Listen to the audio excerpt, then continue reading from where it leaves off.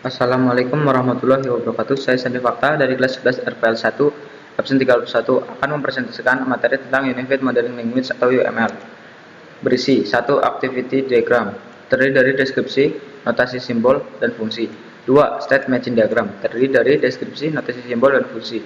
3. Sequence Diagram, terdiri dari deskripsi, notasi simbol, dan fungsi. 1. Activity Diagram. Deskripsi. Activity diagram merupakan state diagram khusus, di mana sebagian besar state adalah action dan sebagai besar transisi di trigger oleh selesainya state sebelumnya atau internal processing.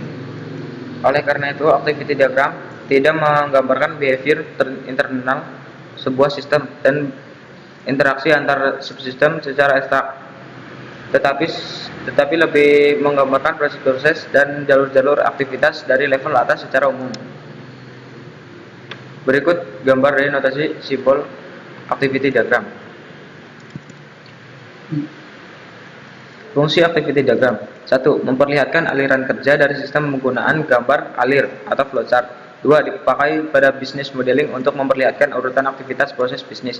3. Struktur diagram ini mirip flowchart atau data flow diagram pada perencanaan struktur. 4. Sangat bermanfaat apabila kita membuat diagram ini terlebih dahulu dalam memodelkan sebuah proses untuk membantu memahami proses secara keseluruhan. 5. Activity diagram dibuat berdasarkan beberapa use case pada use case diagram. 2. State Matching Diagram. Deskripsi. State Matching Diagram menggambarkan transisi dan perubahan keadaan atau dari satu state ke state lain suatu objek pada sistem sebagai akibat dari stimuli yang diterima. Pada umumnya, state matching diagram menggambarkan kelas tertentu atau satu kelas dapat memiliki lebih dari satu state matching diagram. Dalam UML, state diagram tersebut segi empat dengan sudut membulat dan memiliki nama sesuai kondisi saat itu. Transisi antar state umumnya memiliki kondisi guard yang merupakan syarat terjadinya transisi yang bersangkutan.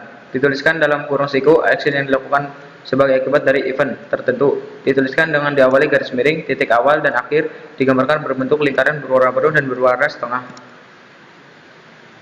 Berikut notasi atau simbol state matching diagram.